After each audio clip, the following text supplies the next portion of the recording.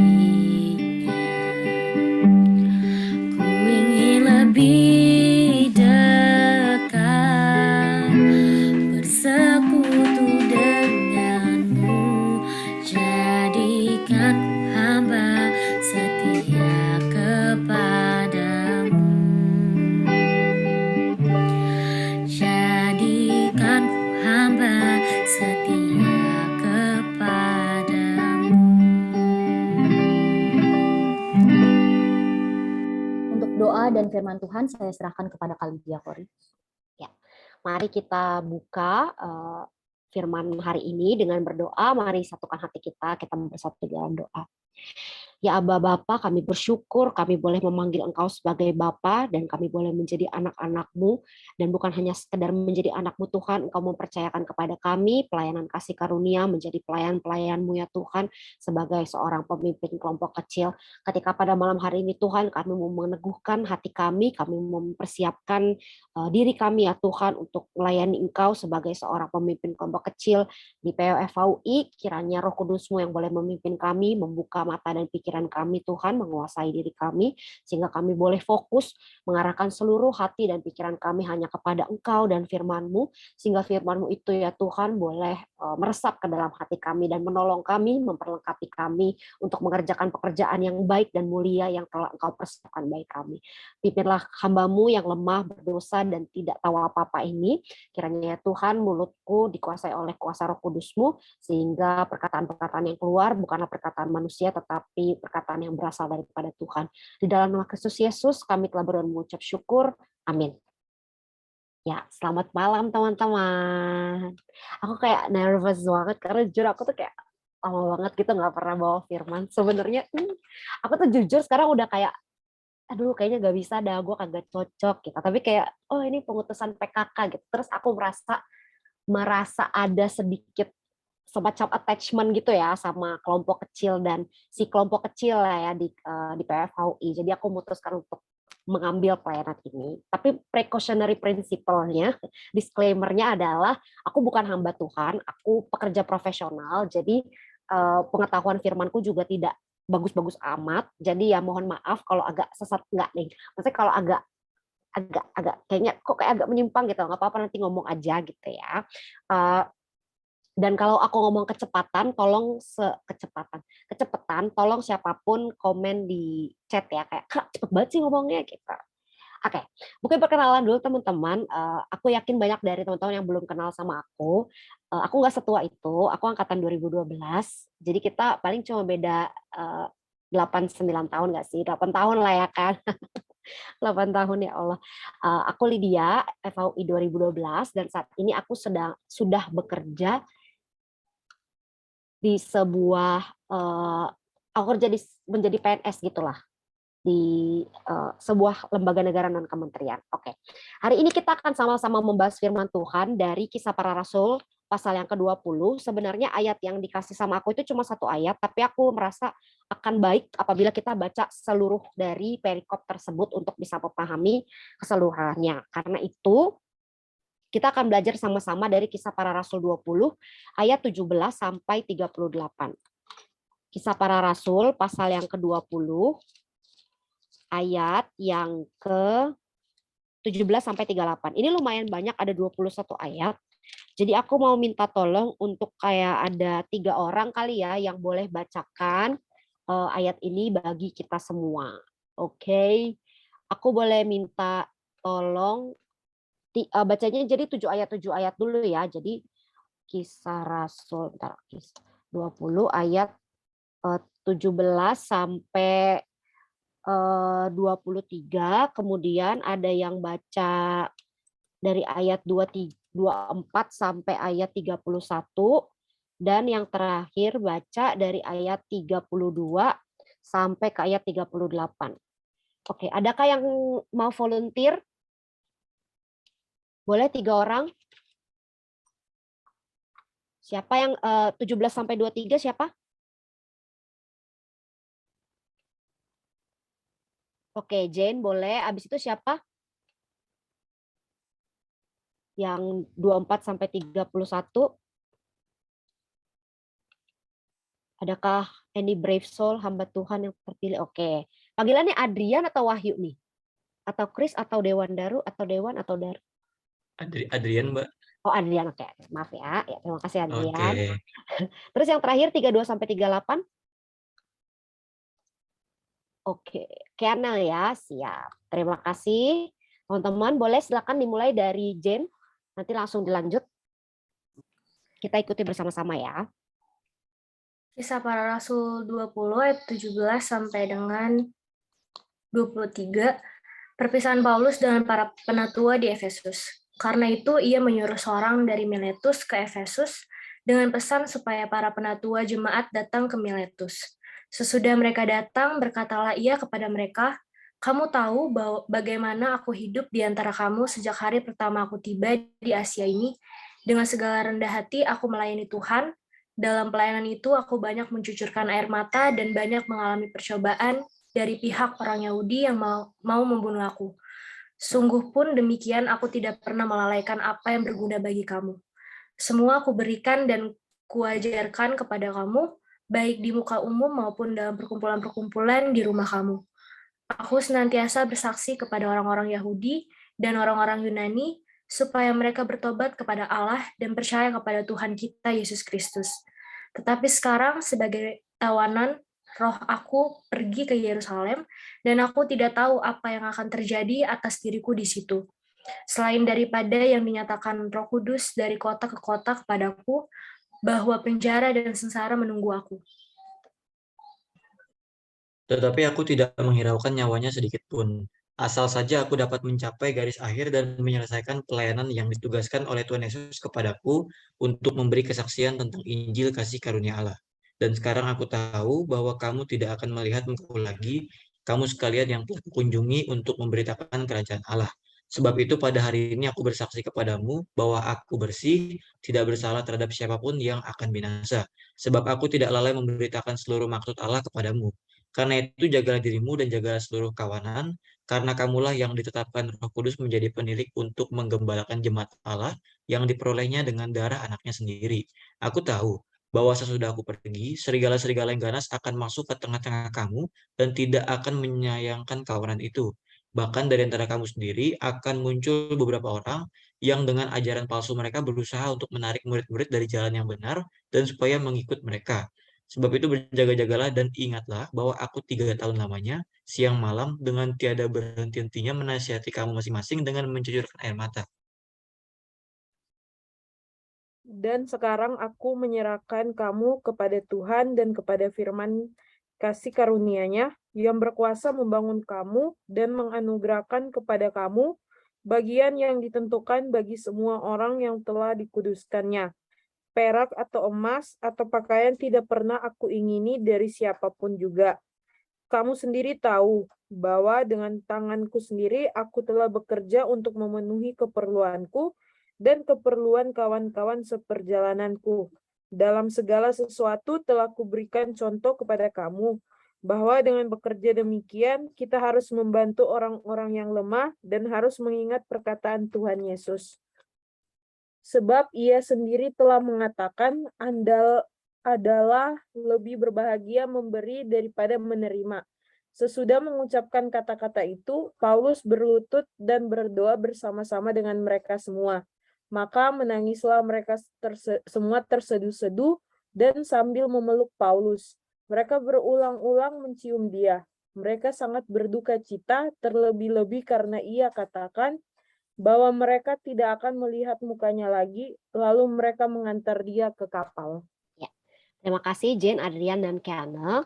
Kita akan bersama-sama membahas ya teman-teman. Jadi sebenarnya pembahasan hari ini tuh mungkin 50-50, 50% adalah firman Tuhannya, 60% firmannya, dan 40% mungkin semacam kayak refleksiku dalam perjalananku sepanjang pelayananku menjadi seorang PKK. Dan aku memberikan topik judul dari apa yang akan aku sharingkan sebagai The Enchanting Road in an Enchanting Journey in a Lonely Road. Oke. Kita kan tadi sudah kita baca bersama-sama dan aku mau bahas sedikit tentang terkait latar belakang dari apa yang kita pelajari hari ini.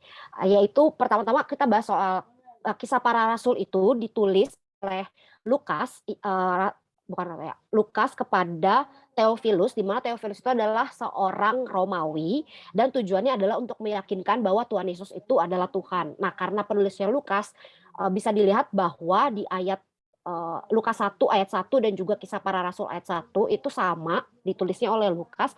Karena itu kemungkinan besar Kisah Para Rasul sebenarnya adalah lanjutan dari Injil Lukas. Jadi kalau Injil Lukas itu dari mulai Tuhan Yesus lahir sampai Tuhan Yesus naik ke surga, sampai Tuhan Yesus bangkit.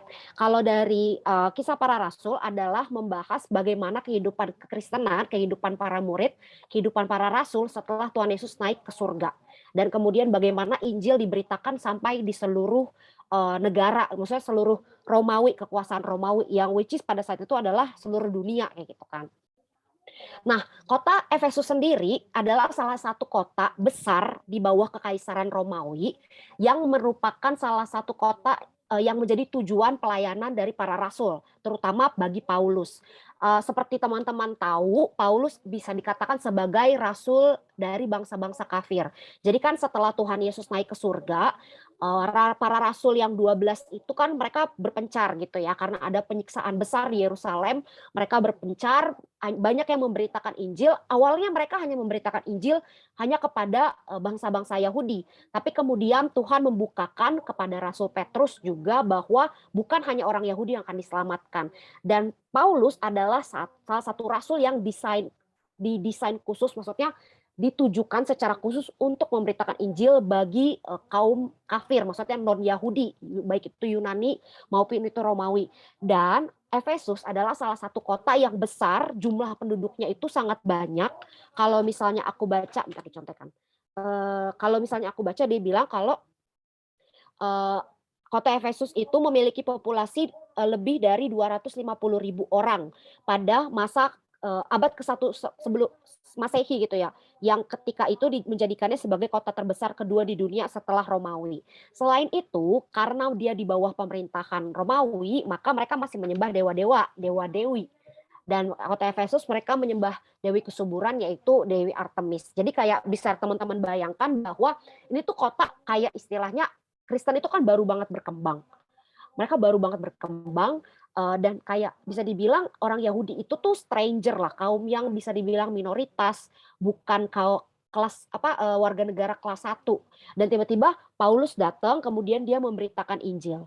Dan ketika di pelayanan di kota Efesus itu, kan Paulus itu berkeliling ya, dia ke berbagai tempat di Asia, Asia kecil, dan ini kota Efesus itu dilewati di pelayanannya yang kedua. Jadi Rasul Paulus itu kalau teman-teman punya Alkitab, di belakang itu kan ada peta Alkitab ini ya, peta Alkitab itu.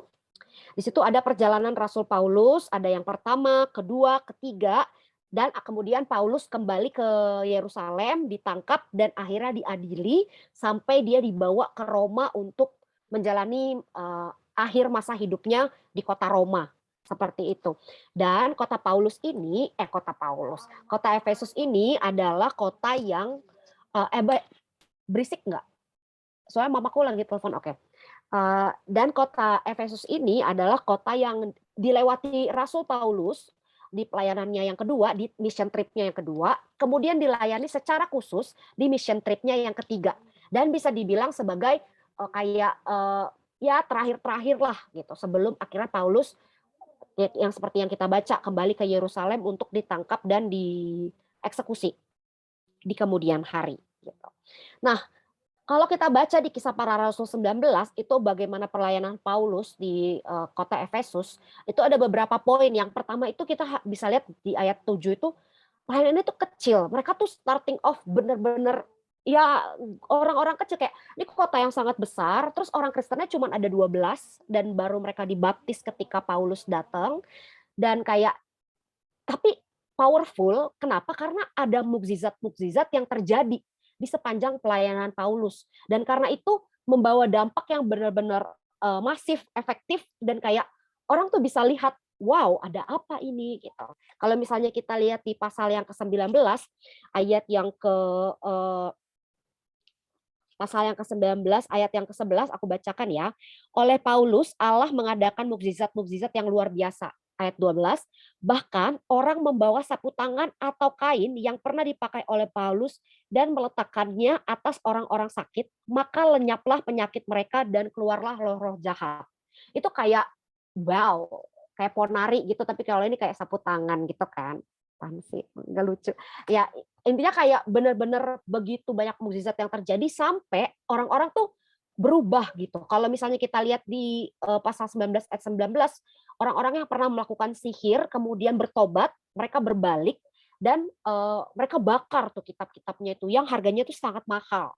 Kemudian di ayat yang ke-26 sampai 27 itu kan itu kan ceritanya kan tempat penyembahan Dewi Artemis gitu ya, dan mereka perlu ada alat-alat lah yang dibuat untuk penyembahan dewi itu. Nah, karena banyak orang yang convert ke Kristen, para pengrajin alat-alat itu concern kayak, waduh, dagangan gua nggak laku nih gara-gara si Paulus. Wah, kita usir aja dia gitu. Mereka sampai takut gitu loh, lapaknya digusur. Karena itu mereka melakukan penyerangan, keributan, kericuhan, dan kayak mencoba untuk mempersekusi Paulus dan juga rekan-rekannya gitu ya, orang-orang yang percaya di kota Efesus itu. Jadi teman-teman bisa bayangkan bahwa Paulus cuma melayani di sana 3 bulan, tapi selama 3 bulan itu 3 bulan itu yang Paulus hadir di sana ya. Jadi kayak sebenarnya kan mereka sudah berkirim-kirim surat, kemudian juga Paulus sudah pernah datang juga ke sana sebelumnya di mission trip-nya yang kedua gitu. Jadi kayak kehadiran Paulus itu benar-benar dekat, benar-benar berkesan, benar-benar lekat lah dengan para jemaat yang ada di kota Efesus gitu. Itu sebabnya no wonder kita bisa lihat apa yang terjadi di dalam pasal yang kita pelajari hari ini. Bagaimana dampak yang ditimbulkan ketika Paulus bilang kayak, aku tidak akan melihat kalian lagi gitu, kayak, oh kenapa gitu kan, pasti mereka mikirnya kayak gitu. Apa sih? Oke. Sekarang kita mau bahas soal soal Kisah Para Rasul 20. Jadi Paulus kan udah 3 bulan nih pelayanan kan di pasal 19 itu. Kemudian dia udah pindah nih ke kota lain, udah ke Makedonia, kemudian dia ke Troas, baru dia ke Miletus. Nah, ketika Paulus di Miletus, Paulus panggil orang-orang yang ada di para penatua yang ada di kota Efesus. Guys, datang dong, datengin gua ke sini kayak gitu. Kenapa sih Paulus memanggil mereka gitu? Dia dengan di perikop kita hari ini dijelaskan dengan gamblang bahwa Paulus akan ke Yerusalem dan itu bukan karena keinginannya dia. Ya, Paulus ke Yerusalem bukan karena keinginannya dia, tapi karena dia menjadi tawanan Roh Kudus. Dia tahu bahwa dia harus ke Yerusalem dan dia nggak tahu apa yang akan terjadi kepadanya, tapi dibilang di sini selain daripada yang dinyatakan Roh Kudus dari kota ke kota kepadaku bahwa penjara dan sengsara menunggu aku. Jadi bisa dibilang Paulus itu sedang suicide mission karena dia tahu bahwa ketika dia ke Yerusalem itu tidak akan datangkan hal yang baik bagi dia gitu. Teman-teman, sekali lagi aku mengingatkan konteksnya ini pada saat itu kekristenan itu baru berkembang dan orang-orang Kristen orang percaya para murid Yesus itu mereka itu terpencar ke seluruh dunia karena Yerusalem itu menjadi tempat penyiksaan bagi mereka. Mereka itu pasti dipersekusi, ditangkap-tangkepin dan ya gitulah kayak gak boleh lo gitu kayak tidak boleh memberitakan Injil gitu. Dan kayak aneh gitu kan secara logika aja ya kenapa Roh Kudus Tuhan malah nyuruh Paulus balik ke sana. Balik ke Yerusalem di mana orang-orang pada pergi tapi dia disuruh ke sono gitu. Ya berarti kan ada udang di balik bakwan gitu kan ya itu dan itu dikatakan dengan jelas bahwa penjara dan sengsara menunggunya. Dan di ayat 25 kemudian dikatakan bahwa kalian tidak akan bertemu lagi, kamu tidak akan melihat mukaku lagi. Dan ini benar teman-teman, karena ini kan perjalanan mission trip Paulus yang ketiga dan terakhir. Setelah dia di Yerusalem, kalau teman-teman baca di sampai akhir kisah para rasul, memang pada akhirnya Paulus itu ditangkap, dia dipersekusi, diadili, kemudian dia banding. Jadi kayak pertamanya tuh Paulus ditangkap, terus dia kayak cuman tidak ditemukan lah kesalahan. Mereka tidak bisa menghukum Paulus gitu. Terus ternyata dia kayak diadili gitu, terus mereka ada mekanisme banding gitulah. Akhirnya dia banding kepada Kaisar Roma dan dia dibawa ke Roma. Kemudian di Roma dia ditahan menjadi tahanan rumah sampai akhirnya dia dieksekusi kayak gitu. Dan ya memang setelah Paulus kembali ke Yerusalem dia tidak lagi menjalani pelayanan penginjilannya. Jadi mission trip-nya udah selesai. Bisa dibilang ini benar-benar pesan terakhir Paulus bagi para penatua di Efesus kayak gitu. Dan sebenarnya ini mengimplikasikan bahwa Paulus tuh benar-benar care dan benar-benar punya punya concern buat jemaat di kota Efesus gitu. Begitu berkesan mungkin ya bagaimana pelayanan mereka, bagaimana kehidupan mereka bersama selama di pelayanan Paulus di kota Efesus. Itu yang membuat Paulus kayak gua harus ngomong for the last time sama para penatua di Efesus. Karena itu dia memanggil para penatua itu untuk datang ke Efesus. Nah, dari apa yang Paulus sampaikan di sepanjang kitab kisah para rasul, cerita soal Paulus dan juga para penatua di Efesus ini, aku bisa mengambil 3 hal yang penting untuk kita catat dan perhatikan bersama teman-teman. Yang pertama adalah Paulus bisa mempertanggungjawabkan pelayanannya kepada jemaat di Efesus, baik di hadapan Tuhan maupun di hadapan jemaat. Kita bisa lihat teman-teman kalau kita baca di pasal di ayat yang ke mana itu dia? Ayat 20 dan ayat 27. Ada satu frasa yang berulang, yaitu tidak pernah melalaikan. Dalam bahasa Inggris itu sama-sama dikatakan have not hesitated. Jadi sepanjang dia melakukan pelayanannya bagi jemaat di Efesus dan para penatua, Paulus tuh gak pernah sekalipun dia melalaikan pekerjaannya. Bahkan dia bisa bilang di dalam ayat yang ke mana tuh ya? Di ayat 26. Hari ini aku bersaksi kepadamu bahwa aku bersih, tidak bersalah terhadap siapapun yang akan binasa. Di dalam bahasa Inggris ditulis, I declare to you today that I am innocent of the blood of any of you. Jadi Paulus tuh benar-benar bilang kayak, gue tuh udah sungguh-sungguh 100%, gue mencurahkan seluruh diri gue tidak melewatkan satupun kesempatan, gue tidak pernah melalaikan satupun kesempatan untuk gue memberitakan yang benar. untuk gue menasehati, untuk gue memberitakan Injil bagi kalian. Kayak gue tuh bukan cuma udah 100%, tapi gue tuh udah 200% buat kalian. Dan itu sebenarnya juga bisa dibilang Paulus tuh sepercaya diri itu juga, karena kata lain yang berulang adalah di ayat 18 dan 20, dalam bahasa Inggris disebutkan you know, kalian tahu, kamu lihat. Kalian lihat sendiri hidupku. Kalian lihat sendiri bagaimana aku mengajar. Kalian lihat sendiri bagaimana aku mengerjakan pelayananku. Dan kalian tahu bahwa aku tidak pernah melalaikan apapun. Karena itu aku nggak pernah bersalah. I am innocent of the blood of any of you gitu. Kayak begitu Paulus meyakini bahwa apa yang sudah dia kerjakan sejauh ini tuh adalah apa ya, kayak dia nggak slacking gitu. Dia nggak slacking dalam mengerjakan pelayanannya. Dan itu sebenarnya teman-teman yang aku mau sampaikan salah satu poin penting bagi kita untuk kita teladani dan perhatikan baik-baik. Di dalam dunia yang bisa dibilang mempromosikan relativitas, gitu ya, kita harus jadi orang yang berani berkata ya kalau ya dan tidak kalau tidak. Terutama bagi kalian yang menjadi seorang PKK. Aku tahu teman-teman, aku juga pernah menjadi PKK dan aku tahu rasanya ketakutan dan kekhawatiran ditolak. I've been there so many times. Ketakutan untuk ngomong sama kakak, kayaknya bukan kayaknya ya, kayak nggak boleh gitu. Maksudnya bukan kita ngomong ininya lah ya, tataran teori gitu ya, nggak boleh. Itu hal yang salah. Hal-hal dosa apa sih? Tipsen, nyontek apa sih yang sebenarnya anak-anak pacaran beda agama gitu. Sebenarnya sesimpel ketika itu terjadi, kita harus bisa mempertanggungjawabkan perkataan kita sama Tuhan. Bahwa aku tidak pernah melalaikan kesempatan untuk aku memberitakan Injil dan kebenaran bagi akak-akakku. Kayak gitu. Beritakan Injil sepahit dan semanisnya dengan lugas dan tanpa keraguan di dalam kelompok kecil. Ingat teman-teman, kita memberitakan Injil. Aku nggak mau kita savior syndrome seolah-olah di luar kelompok kecil tidak ada keselamatan gitu ya.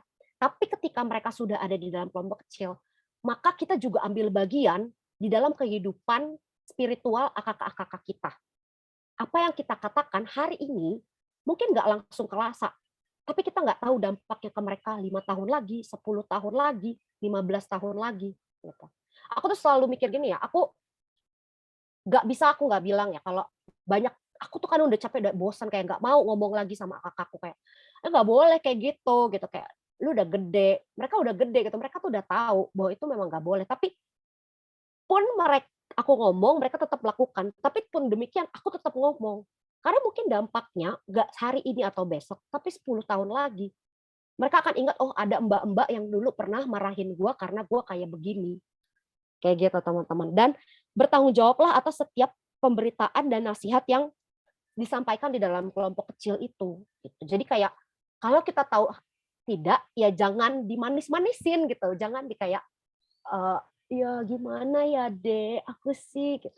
Maksudnya satu pelajaran ya, aku tahu lah berat ya tadi aku bilang penolakan itu.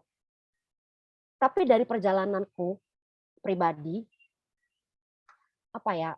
Kalau kita mengerjakannya dengan kasih, kalau kita tahu bahwa kita melakukan hal itu, kita menyatakan hal itu karena kita mengasihi mereka, itu tidak akan membawa dampak yang negatif.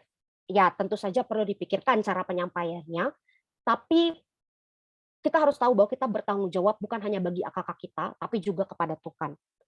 Dan yang paling penting juga adalah seperti yang Paulus sampaikan ya, kamu tahu hidupku. Teman-teman juga harus bisa dengan percaya diri ketika ngomong sama kakak kalian, bila kalian tahu hidupku. Aku tahu teman-teman ini susah, luar biasa, banyak sekali yang menyerah menjadi seorang pelayan karena hidupku aja tuh belum benar. Gimana aku mau menjadi teladan gitu kan. Tapi bukankah kita semua memang dalam berjuang gitu. Dan aku sama sekali selalu bilang gini sama kakakku ya, kita berjuang bersama. Gitu. Aku nggak bilang aku sempurna dan jangan pernah menciptakan ilusi bahwa PKK itu sempurna karena tidak, kita manusia dan kita berdosa dan kita pasti salah. Tapi aku mau berjuang dan aku harap kamu juga mau berjuang bersama-sama dengan aku. Gitu. Jadi bahkan ya kalau misalnya bisa dibilang kalau ada dosa atau vulnerability gitu ya, kerentanan, tunjukkan bahwa aku punya ini, aku punya pergumulan ini, aku punya berhala ini, tapi aku sedang berjuang dan aku berharap kamu juga berjuang bersama-sama dengan aku. Gitu. Poinnya adalah menjadi berintegritas, being whom we say we are and doing what we say. Gitu. Dan tentu saja ini teman-teman adalah spiritual journey kita pribadi lepas pribadi ya, sekali lagi. Yang kedua adalah penatua harus menjaga domba karena satu, penatua sudah ditetapkan oleh Roh Kudus. Kedua, domba-domba itu diperoleh dengan darah Kristus. Dan yang ketiga, akan banyak serigala ganas yang masuk ke tengah-tengah kawanan. Maksudnya tuh Paulus mau ngomong bahwa kalian itu bukan jadi penatua, bukan menjadi penilik, itu karena kalian hebat, bukan karena kalian outstanding atau apa, tapi karena Roh Kudus yang memilih kalian. Dalam segala kelemahan, dalam segala keterbatasan, Roh Kudus tuh kayak, maksudnya teman-teman pernah nggak sih kalian kebayang bahwa one day kalian akan jadi PKK gitu, kayak mengurusi hidup orang gitu. Kan kayak aneh kali gitu. Ini tuh bukan sesuatu hal yang orang berebut. Paham nggak? Nggak ada orang berebut, aku mau jadi PKK gitu, kayak masuk PWPW. Aku akan menjadi PKK dan mengurusi hidup adik-adikku gitu. Kayak, no, nggak ada.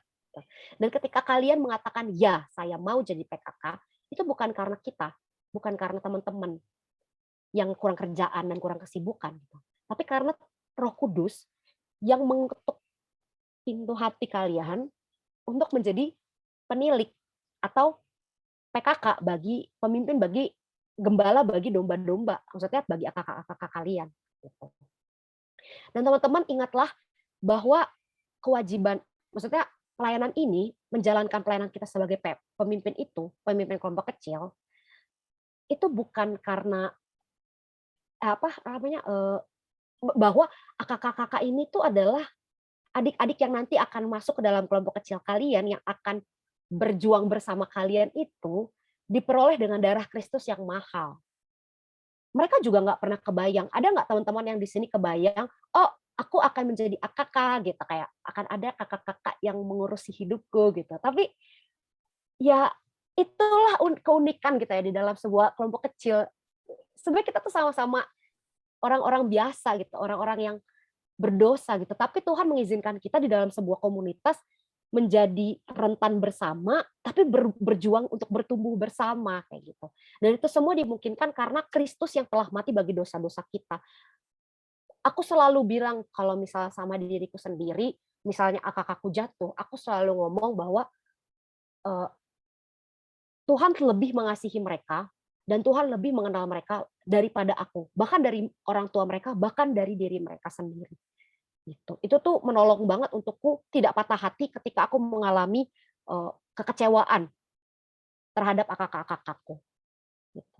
Dan teman-teman akan banyak godaan dan cobaan yang terjadi yang membuat mereka mungkin merasa terlena. Maksudnya kayak ya nantilah teman-teman rasain punya, mungkin teman-teman juga ya kayak di tengah kesibukan kampus, organisasi, pelayanan di tempat lain gitu ya kan. Kayak ih, kenapa sibuk kali gitu kan, kenapa sih adik-adik ini susah banget gitu. Ya karena godaan itu, dan aku nggak bilang organisasi lain atau kegiatan lain itu serigala ganas gitu, tapi kan kita nggak pernah tahu gitu ya bagaimana dunia ini akan membawa mereka, membawa kakak-kakak kita, bahkan membawa diri kita sendiri. Karena itu kita harus berjaga-jaga. Kita lihat contekan lagi. Kita harus membuka mata kita selebar-lebarnya dengan kondisi setiap kakak kita. Peduli dengan tulus dan menjaga mereka dari dosa dan keinginan daging. Peduli dengan tulus itu adalah hal yang menurutku paling penting untuk kalian ingat. Being genuine gitu loh. Punya genuine concern. Kita di sini berbagi hidup. Kita berbagi hidup. Dan penting banget ketika kita berbagi hidup, kita punya kepedulian yang benar-benar tulus buat kakak-kakak kita. Karena kalau enggak itu cuma jadi kayak kewajiban, checklist, oke, kakak, kamu sudah saat teduh atau belum? Kamu gereja atau tidak? Kamu sudah ikut PJ atau enggak? Gitu. Itu akan jadi kayak rutinitas biasa. Tapi ketika kita punya kepedulian yang tulus, ya kita kayak punya bestie aja gitu. Kayak teman-teman punya punya teman gitu kan. Dan yang ketiga adalah teman-teman, ini satu hal yang menurutku sangat menyentuh buatku pribadi ya, bahwa Paulus itu menjalin relasi yang sangat intim dan personal dengan para penatua.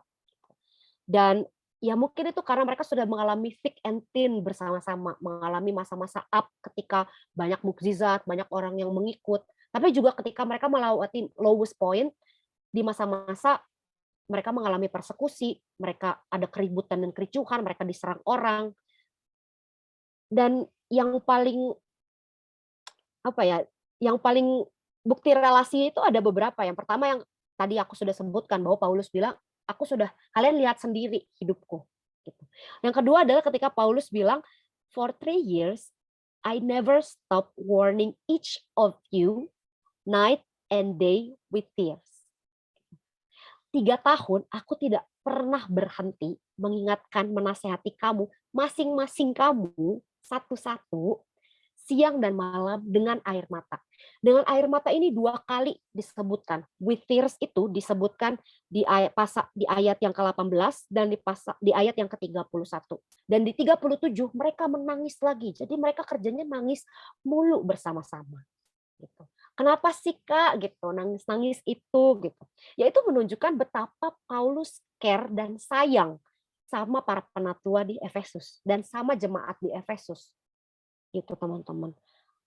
Dan ketika mereka tahu bahwa mereka tidak akan bertemu lagi dengan Paulus di ayat 25, di ayat yang ke-38 ditulis, mereka sangat berduka cita, terlebih-lebih karena ia katakan bahwa mereka tidak akan melihat mukanya lagi.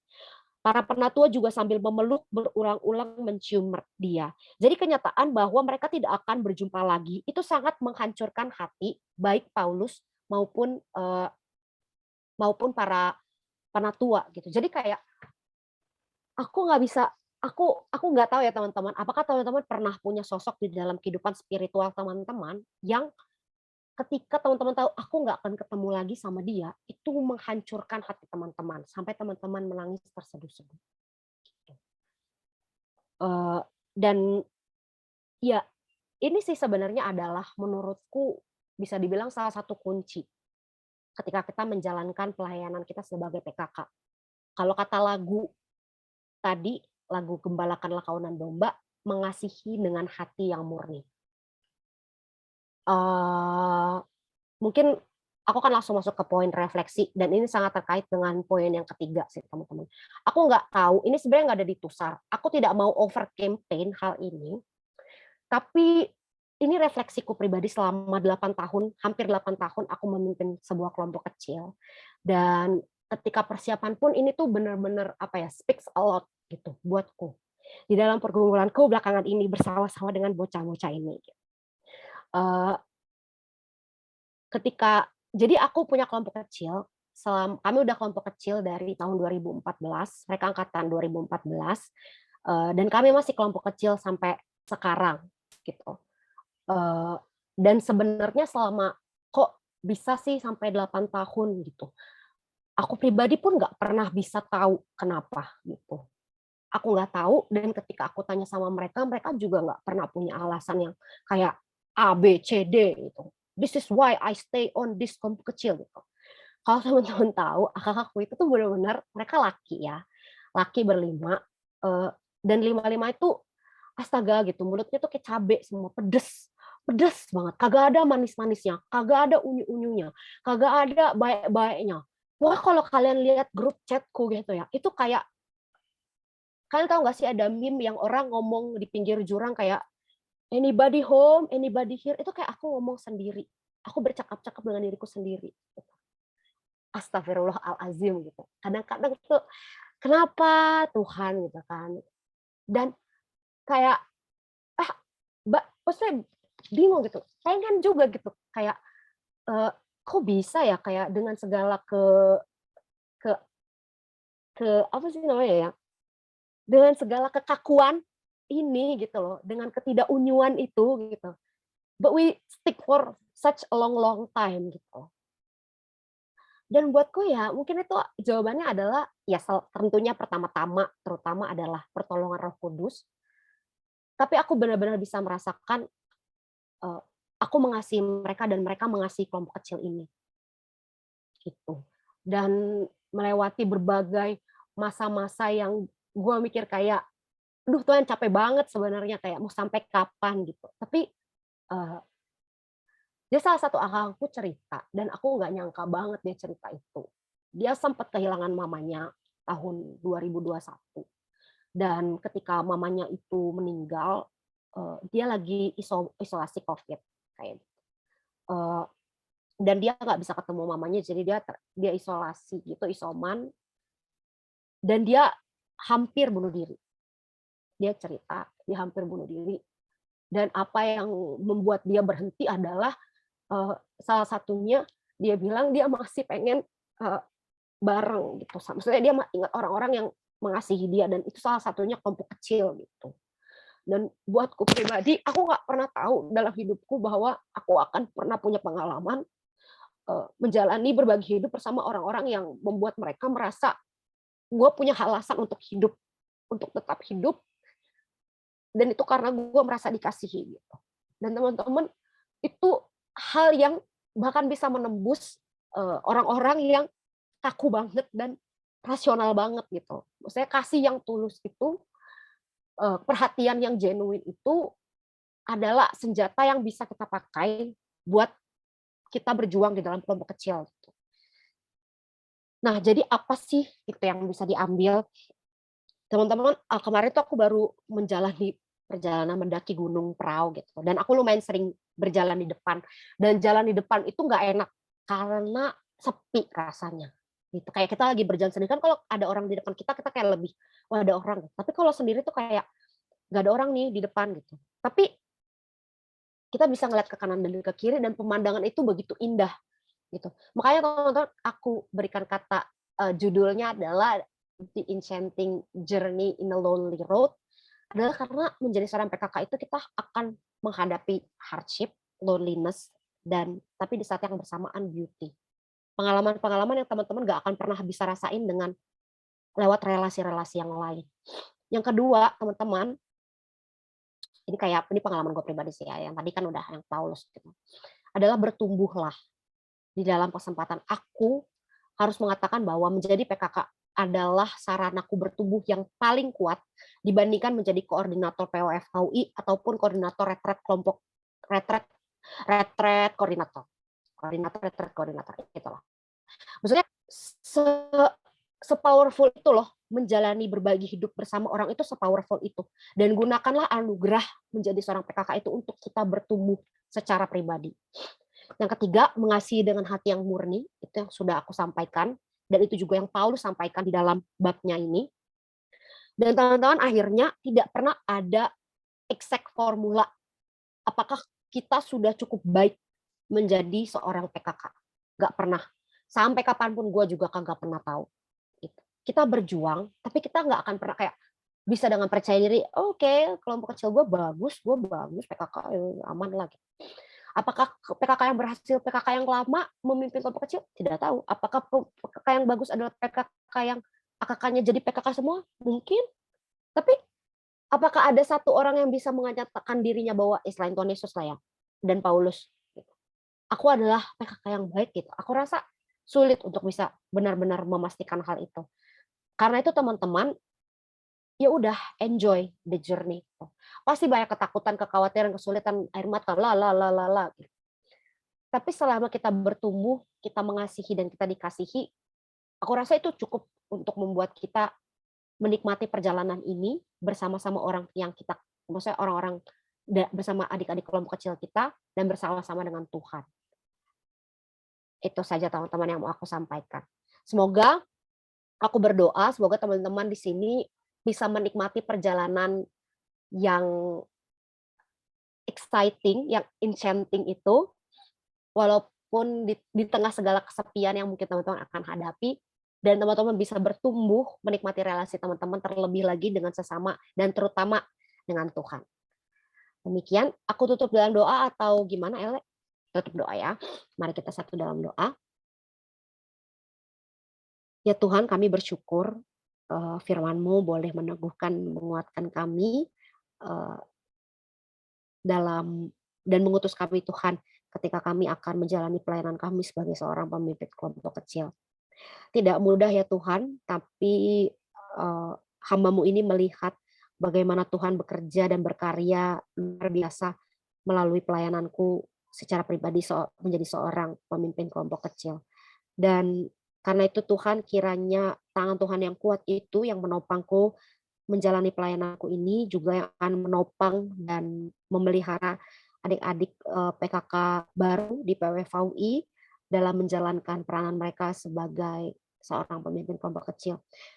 Di tengah masa-masa yang sulit maupun sepi yang mungkin akan mereka hadapi ke depannya, kiranya Roh Kudus-Mu yang menghibur dan menguatkan mereka, meneguhkan mereka ya Tuhan, untuk menjalankan panggilan yang mulia ini ya Tuhan, bagi kemuliaan nama-Mu. Terima kasih ya Tuhan, kiranya firman-Mu boleh hidup, berakar, berurat di dalam hati kami, dan kami boleh menjadikannya sebagai fondasi kami Tuhan, di dalam kehidupan kami sehari-hari. Di dalam nama Kristus Yesus kami telah berdoa dan mengucap syukur. Amin. Terima kasih Kak Lydia Kori. Hari ini kita sama-sama belajar dari sosok Paulus yang hidup berdampak bagi para jemaat.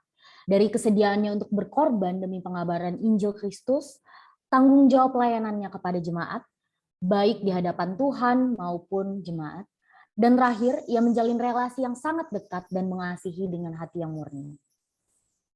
Mbak dan teman-teman, kita akan segera masuk ke dalam prosesi pengutusan PKK. Kepada jemaat, mari kembali persiapkan hati kita untuk mendoakan para PKK baru. Dan kepada para PKK baru, saya undang untuk kembali menyalakan kamera. Dan saya persilakan untuk menuliskan sebuah komitmen kepada Tuhan di secarik kertas untuk dilakukan sepanjang pelayanan kalian.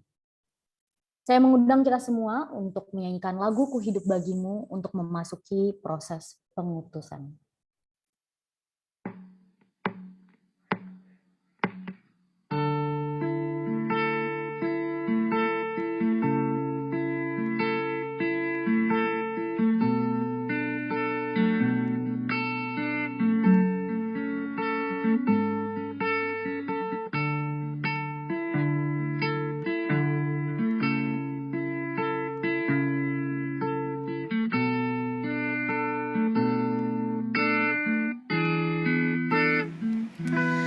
Yesus, Kau kebenaran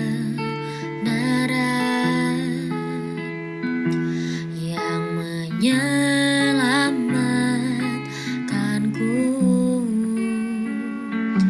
Kau memberikanku hidup dan pengharapan.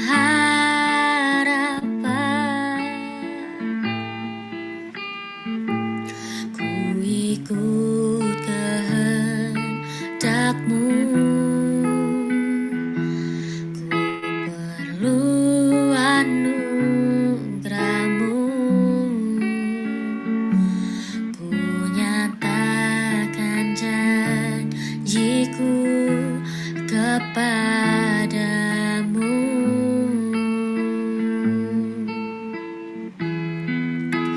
Kalau ku hidup bagimu, hatiku tetap menyembah-Mu. Dunia tak bisa menjauhkanku dari kasih-Mu. Selama ku hidup bagimu, mataku tetap memandang-Mu. Dunia tak bisa menjauhkanku dari kasih-Mu.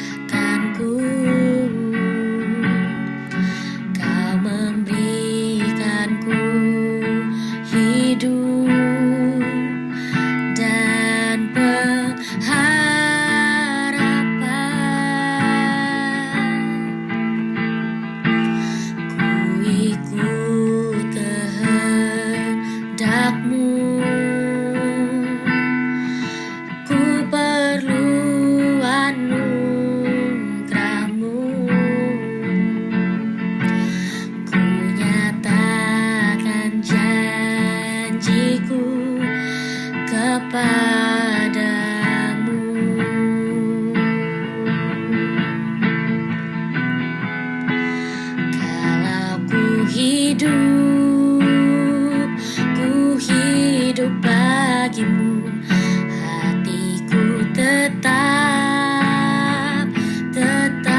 menyembahmu. Dunia tak bisa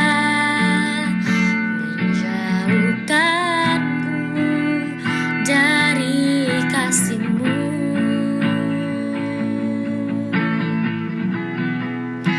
Selama ku hidup bagimu, mataku tetap memandangmu. Dunia tak bisa menjauhkanku dari kasih-Mu.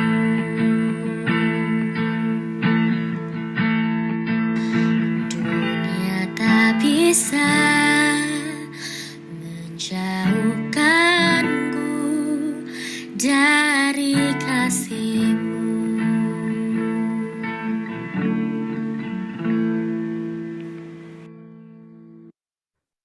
Pada kesempatan ini, 17 Agustus 2022, kita berkumpul dalam ibadah pengutusan PKK POFHUI. Momen hari ini kita hayati dengan pemahaman bahwa Allah telah mempercayakan para PKK untuk melakukan pemberitaan Injil di Universitas Indonesia dan secara khusus di POFHUI dalam visi mahasiswa Kristen FHUI sebagai murid Kristus dan menjadi alumni yang berintegritas dan mengerjakan panggilannya sesuai dengan firman Tuhan. Dalam prosesi ini, saya mengundang Dian sebagai perwakilan jemaat, Sharon sebagai perwakilan tim regenerasi, dan Tessa sebagai perwakilan PKK baru untuk membacakan teks yang akan ditampilkan di layar. Bagi jemaat dan PKK 2022 lain, dapat tetap mengikuti namun dengan tidak menyalakan mikrofon.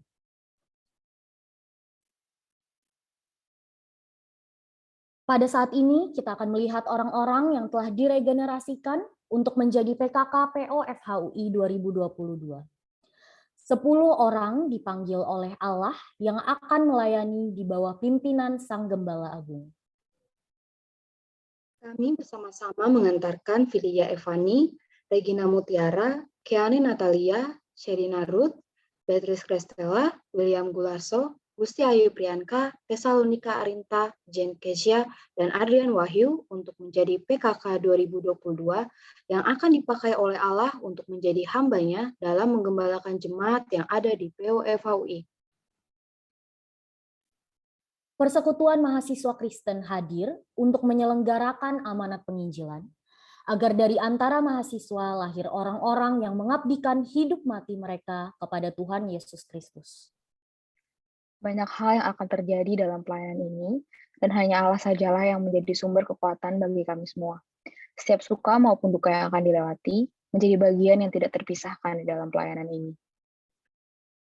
Allah, sumber segala kasih karunia, yang telah memanggil kamu dalam Kristus kepada kemuliaan yang kekal, akan melengkapi, meneguhkan, menguatkan, dan mengokohkan kamu. Jadi, janganlah malu bersaksi tentang Tuhan kita, ikutlah menderita bagi Injilnya oleh kekuatan Allah. Biarlah apa yang kami lakukan adalah kehendak Tuhan.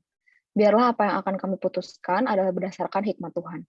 Kami berjanji di hadapan Allah untuk melayaninya dengan rendah hati, setia, dan memberitakan Injil dengan sepenuh hati, karena kami tahu bahwa pelayanan ini bukan sesuatu yang bisa kami permainkan.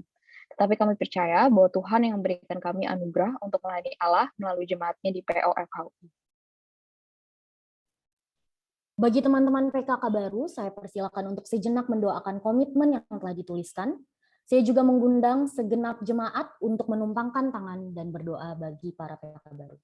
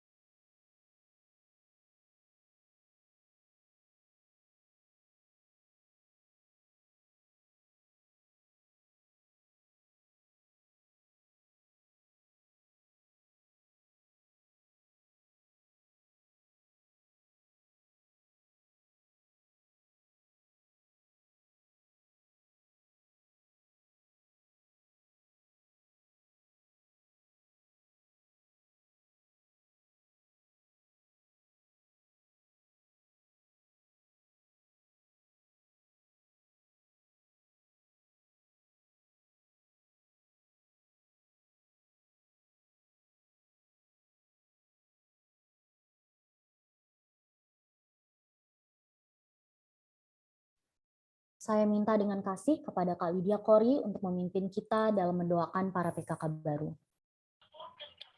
Ya Tuhan, kami meyakini bahwa Tuhan yang memanggil kami juga adalah Tuhan yang akan memelihara kami dan meneguhkan kami dalam menjalani tugas pelayanan kami. Sebagaimana Tuhan, Engkau telah menunjukkan kasih-Mu bagi pelayanan pekabaran Injil sejak pada masa para rasul, dan kemudian bagaimana kami bisa menikmati pemeliharaan Tuhan di dalam persekutuan Oikumene Fakultas Hukum Universitas Indonesia. Dari tahun ke tahun kami melihat Tuhan tangan-Mu yang kuat, yang menjaga dan yang menopang, yang memelihara setiap jiwa yang hadir, yang memberikan hatinya, memberikan dirinya untuk melayani Engkau.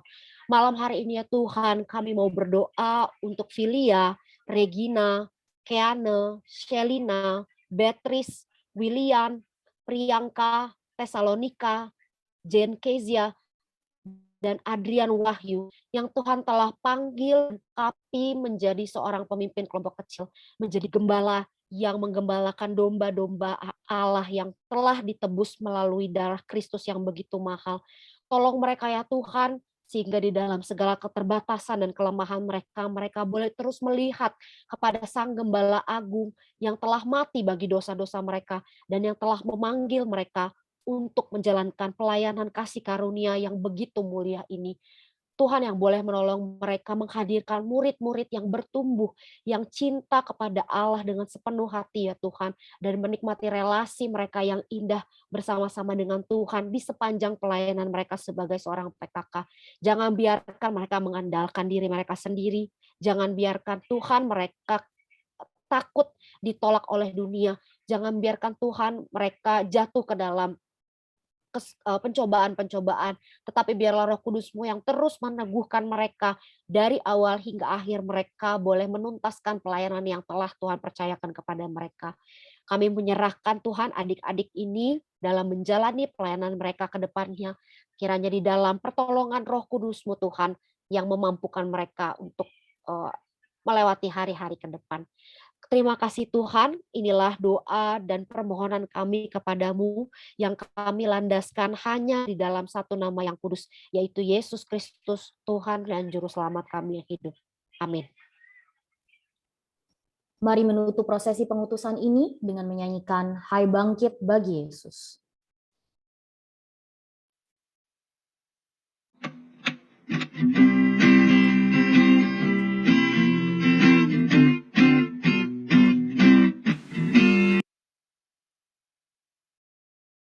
Bangkit bagi Yesus, pahlawan salibnya, anjungkan panji raja dan jangan menyerah. Dengan semakin jaya Tuhanmu ikutlah, sehingga tiap lawan berlutut menyembah. Bangkit bagi Yesus, dengar panggilannya, hadapilah tantangan harinya inilah, dan biar tak terbilang pasukan kuasa gelap, semakin berbahaya, semakin kau tegar. Bangkit bagi Yesus, pohonkan kuatnya, tenagamu sendiri tentu tak cukuplah. Kenakan perlengkapan kuasa Roh Kudus, berjaga dan berdoa supaya siap terus, supaya siap terus, supaya siap terus. Demikianlah ibadah pengutusan PKK PO FHUI 2022. Selamat menempuh perjalanan yang baru sebagai pelayan Allah. Semoga kalian selalu disertai Tuhan dan menjadi garam terang dimanapun kalian berada. Sedikit pengumuman bahwa teman-teman PKK 2022 ini akan memulai tugas dan tanggung jawabnya sebagai pemimpin kelompok sharing dalam PMB esok hari sampai hari Sabtu, serta dalam retret pekabaran Injil tanggal 3 sampai 4 September. Mari bersama-sama terus mendoakan mereka agar mereka diberikan hikmat dan kebijaksanaan dalam berpikir, bertindak, dan bertutur kata. Mari kita tutup ibadah ini dengan menyerahkan seluruh hidup kita dalam tangan kekuatan Tuhan. Kita nyanyikan Ku Percaya Janjimu.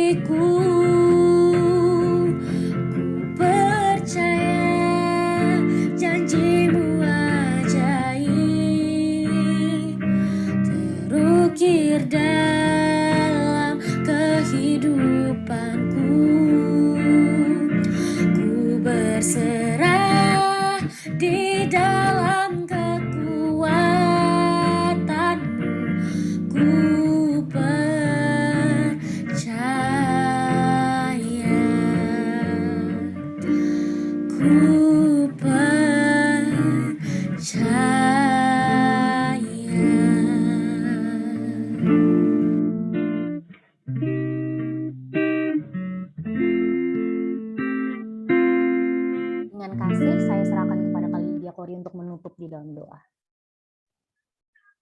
Ya Tuhan, kami bersyukur untuk anugerah dan kasih karunia yang boleh memimpin kami, sehingga kami boleh menikmati firman-Mu ya Tuhan. Tolong kami bukan hanya menjadi pendengar-pendengar firman yang baik, tetapi boleh menjadi pelaku-pelaku firman yang setia. Dan biarlah Tuhan firman-Mu boleh kami terapkan, kami implementasikan, terutama Tuhan bagi PKK-PKK baru yang Engkau panggil dan Engkau utus untuk menjadi pemimpin kelompok kecil di PWFAUI.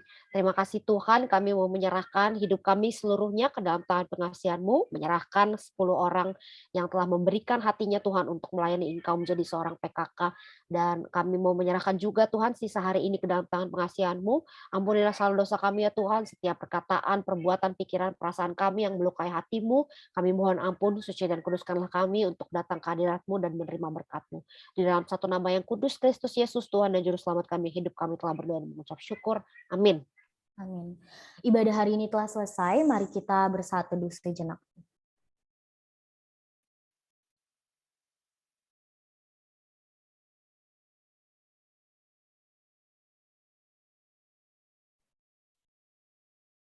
Untuk selanjutnya saya serahkan kepada pengurus alias Andre. Halo teman-teman semua. Congrats ya jadi PKK. Yeay, luar biasa. Kongres. Kita ini dulu ya, apresiasi dulu pelayan untuk hari ini. Pemusiknya ada aku, operatornya ada aku, singernya ada Ele, dan MC-nya ada Ele. Jadi mari kita tepuk tangan kepada Ele dan juga Andreas Bungaran. Yeah. Nah, mungkin sebelum kita dokum, apakah dari Vina sebagai ketua PO ingin memberikan kata dua kata kepada para PKK baru nih, Vina? Selamat malam nih teman-teman semua. Welcome to the jungle. Welcome to the family of PKK. Udah, Vin. Oke, thank you, Vina. Oke, guys. Kita mau dokum dulu nih sebelum kita mengakhiri